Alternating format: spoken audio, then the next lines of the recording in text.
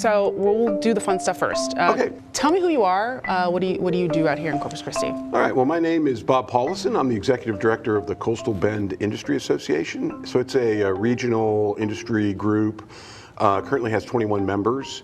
It's companies that do business in, around, and through the Port of Corpus Christi.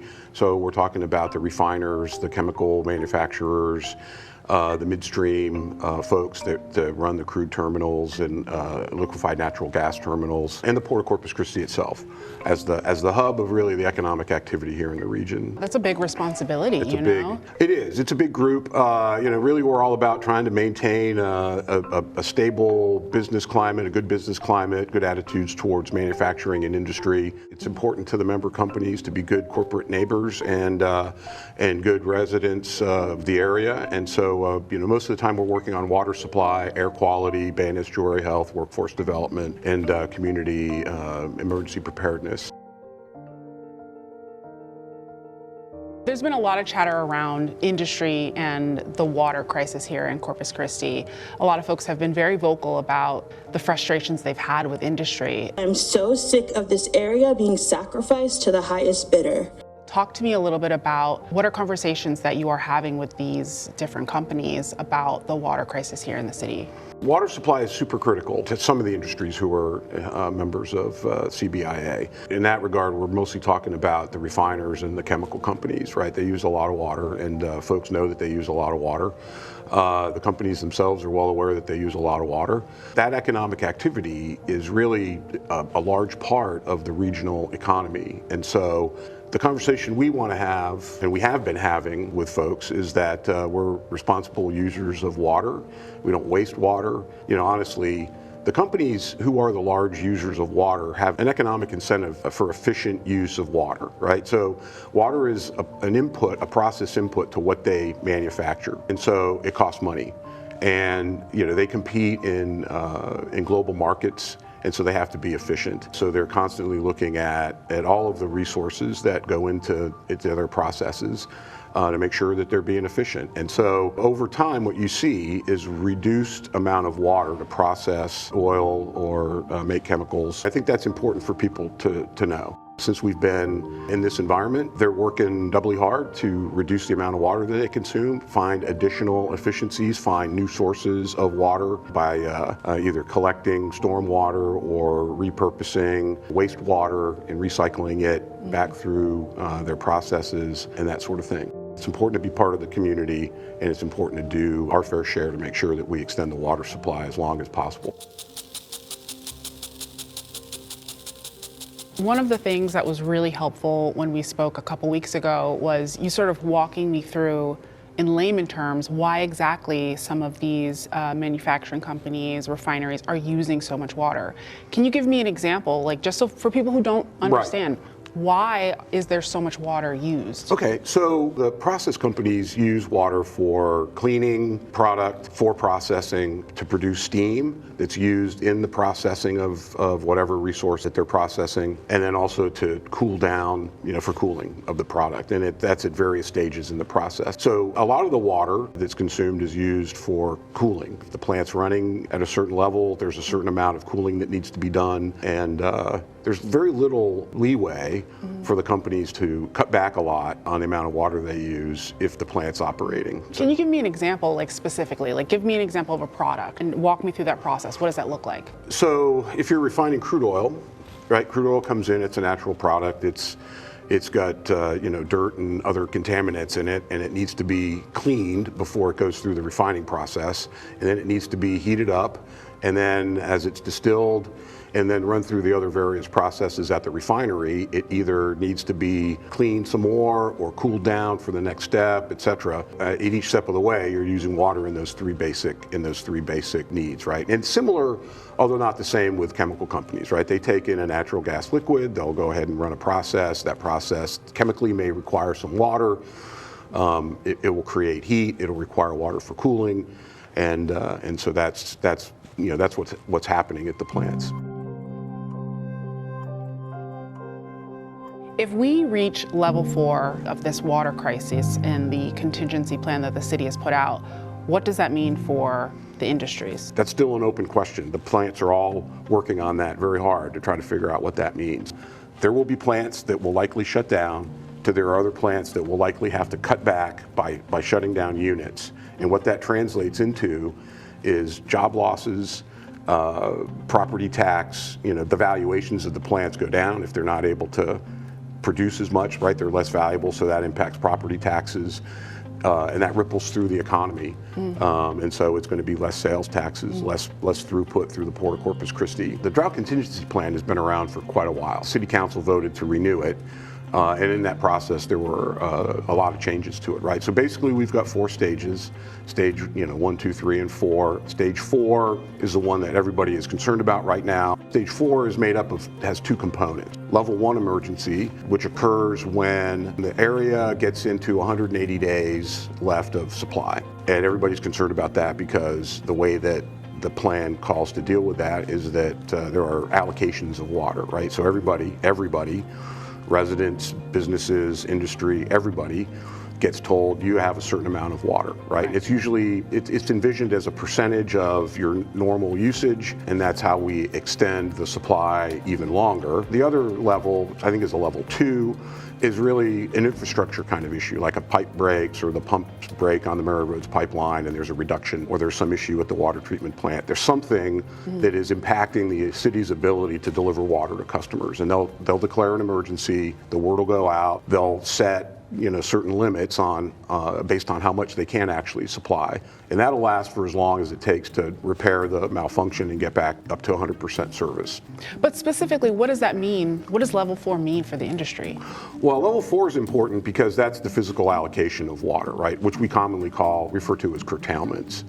A lot of the excess water, right, the water that you're like, I can become more efficient, that's been worked out of the system already. That's been worked out of their process, because from a business perspective and economically, it's in their interest. They're incentivized to reduce the amount of water because it reduces the amount it costs them to produce the products that they produce, right?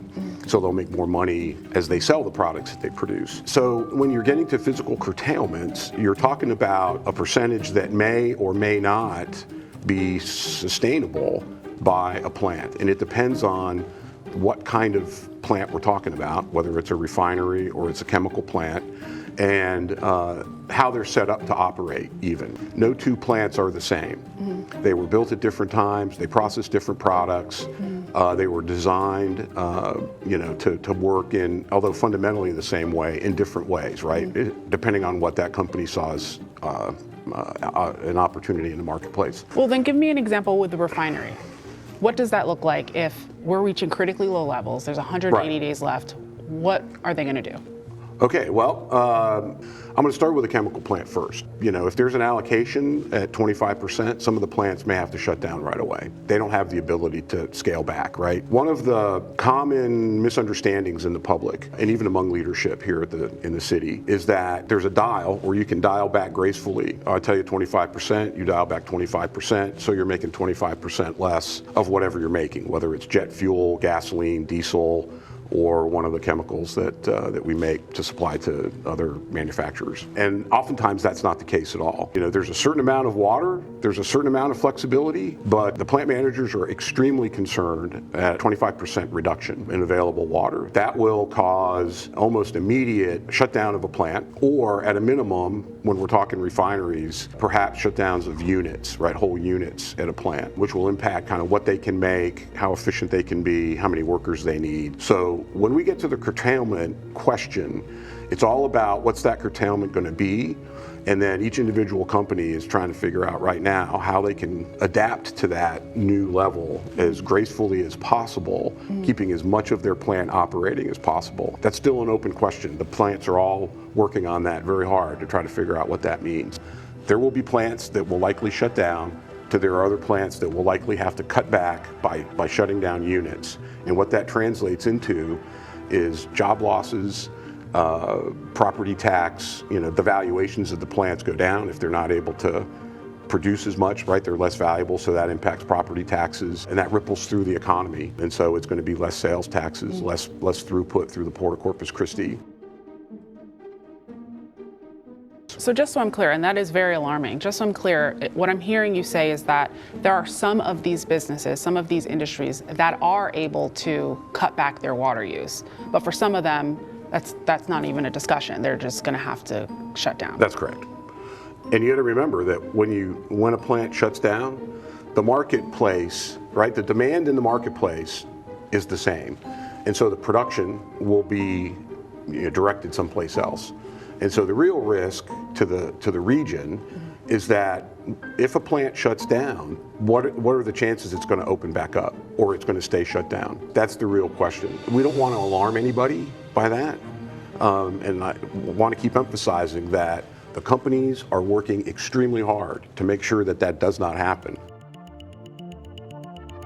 What are some of the things that they're doing? Like everybody else, they're looking at ways to conserve water. They're looking at tweaks that they can make to, say, the chemistry of the water that's acceptable for use in their steam systems and their cooling systems so that they can recycle. That water is typically recycled quite a bit, right? New water is only added periodically when it's necessary because of the chemistry of the water. Normally it's, whatever, it's like total dissolved solids or conductivity or some attribute of the water. They have to replace it. There's a certain amount of flexibility that the companies have.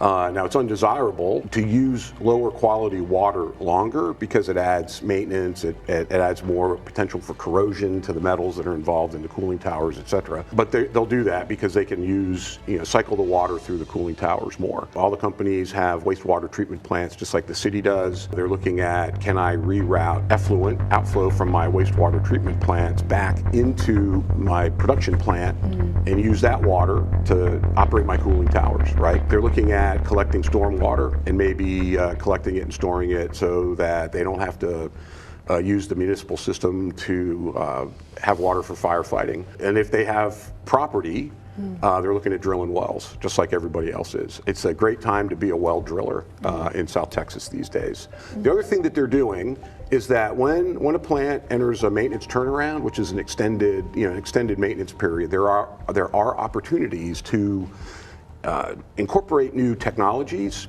or new systems in the plant, right, that will allow them to be more efficient. The issue is that not every, turnaround doesn't happen every year. A turnaround, not every plant, it doesn't happen at the same time. What does that mean? Sorry, what does that mean? A turnaround? Well, a turnaround is just a large, prolonged maintenance activity. All right, so the plant will typically either shut down or really severely reduce operations, and they'll take the units out of service and they'll go ahead and perform a lot of deep maintenance and cleaning and get inspections and then get them back up to fighting trim and back in service. And when they do that, they'll have an opportunity to, because say they're not using their wastewater treatment plant because the plant's not functioning, so they have an opportunity to do things there that might allow them to harvest more water. For instance, the way they think.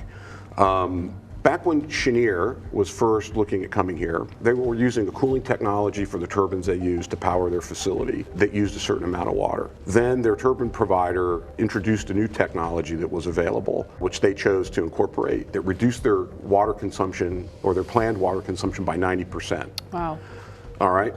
That's significant. Yeah, and Gulf Coast Growth Ventures, as they've come up to speed and reached full operation, you go through a process of kind of dialing your plant in, right? Understanding how it all works, and you can improve the efficiency of the operation. And we've seen a significant reduction in the amount of water that they've consumed.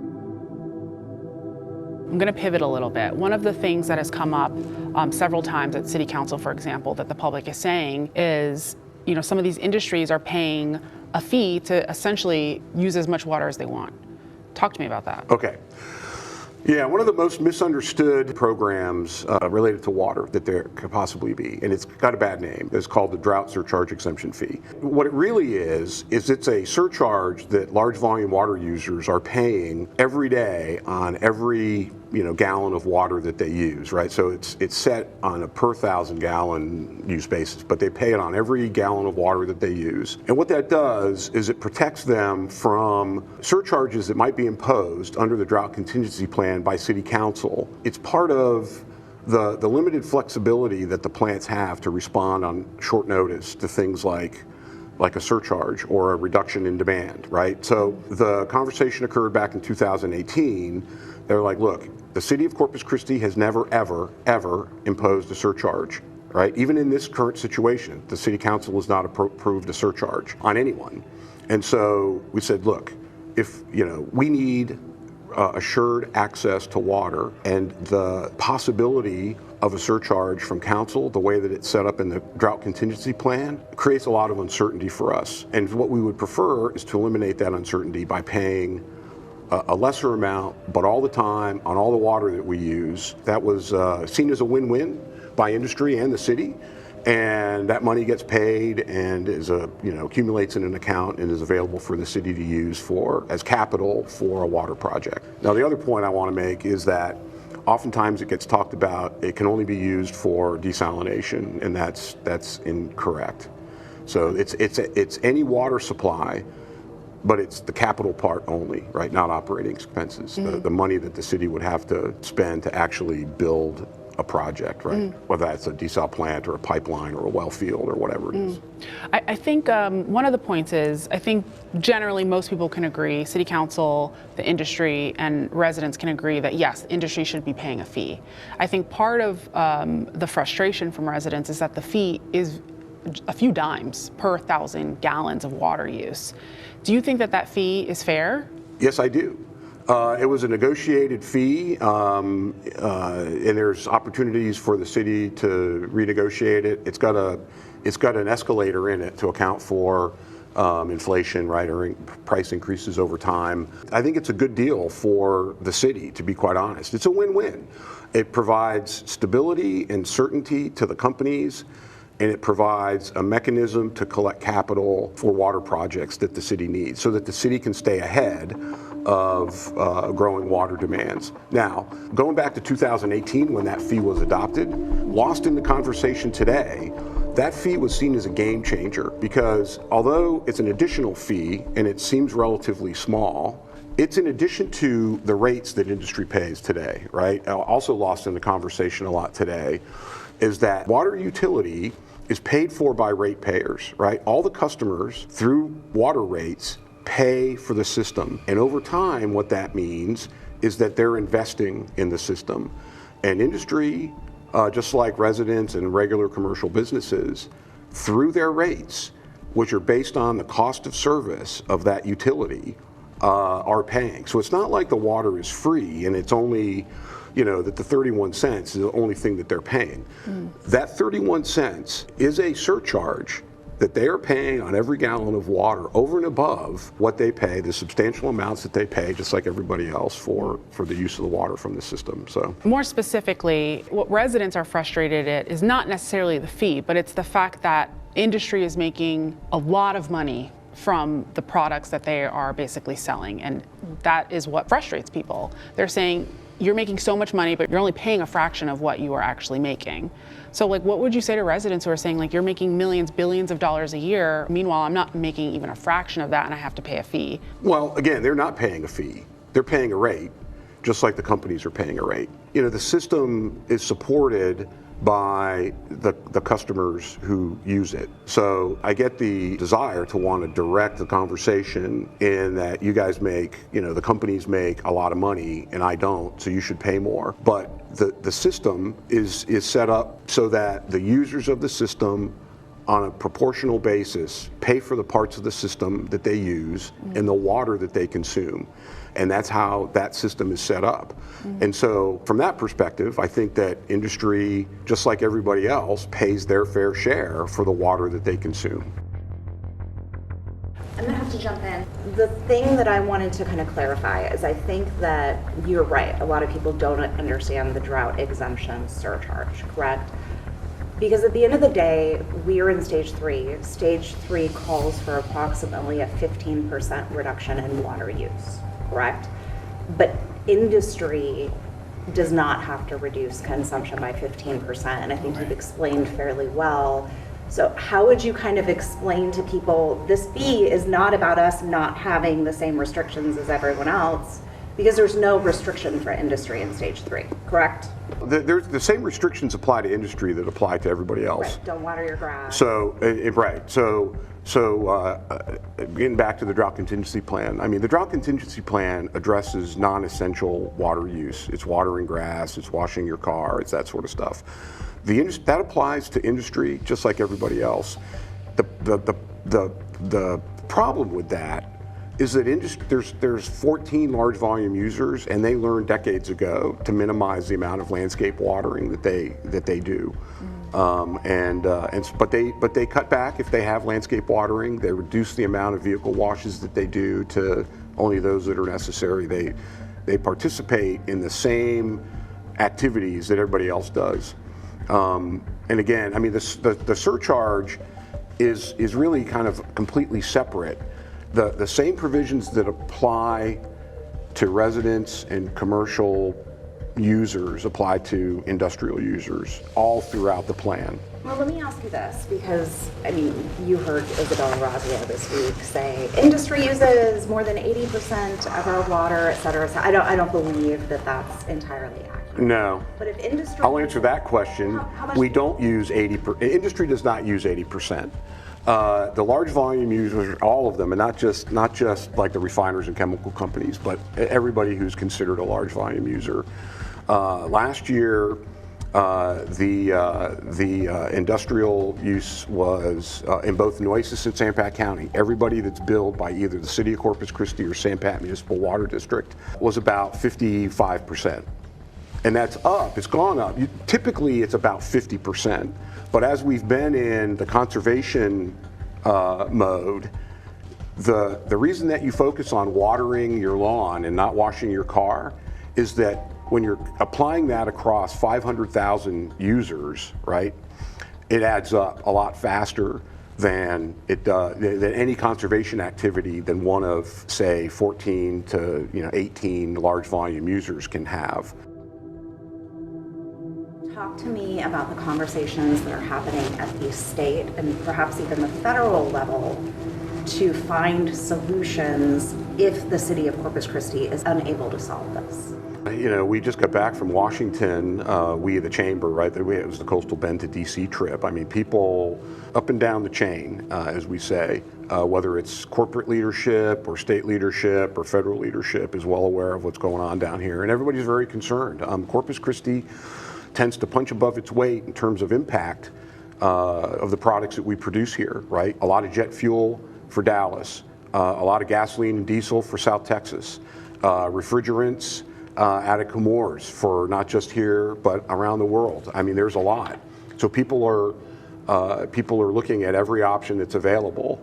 Unfortunately, it's difficult because the system is designed so that municipalities do water projects. And so with the municipality choosing to not move forward with the Inner Harbor Desal plant as a particular water project, it's complicated about who else would take it, right? Who else could fill that role? Because either you're public, well, you're not public, right? You're a private entity, so that complicates things, or you're in a level of government that doesn't really have an operating mechanism that actually does projects, right? And we see that with the state of Texas, where the Water Development Board is great at doing water planning and providing innovative financing to river authorities and municipalities to do projects, but they don't do projects themselves. And so we're here going, well, who could take this project, and what would it take to transfer the project to them to do? And then on top of that, what kinds of consequences are there in terms of public support for that kind of action being taken, right? And either having private companies play a larger role in utilities, or having people from outside dictating how this area runs its utilities and does its business. So those are all concerns that people are still working through. I want to talk a little bit more about the future. What is at stake? You said that the companies might leave, and I know when we spoke a couple weeks ago, they might leave the region, they might leave the state, they might leave the country. Talk to me about that. First off, I'm going to say nobody wants to leave. Everybody is doing everything that they can to make sure that the plants stay open and that we are able to navigate through this challenge and into the future without curtailments and without any of the bad things that happen with curtailments. We have to be serious, though, in understanding there's potential there. It is a potential reality, and we need to keep focused on understanding the role that industry plays in our economy, and then the downstream effects that occur, positive and negative, with industry being here or not being here. And whether that's, the companies themselves and the direct jobs, whether it's, the restaurants, the gas stations, the dry cleaners, the caterers, the, myriad businesses that we all frequent, right? Because we have a job in industry. The throughput of the port, the impact on property taxes, the impact on sales taxes. I mean, that's really what we need to be focused on, and really just try not to let that happen. I mean, it's a hard conversation to have, but it's like, if you think of, unfortunately, a worst case scenario, could the city be, another Flint, Michigan, and another Detroit auto?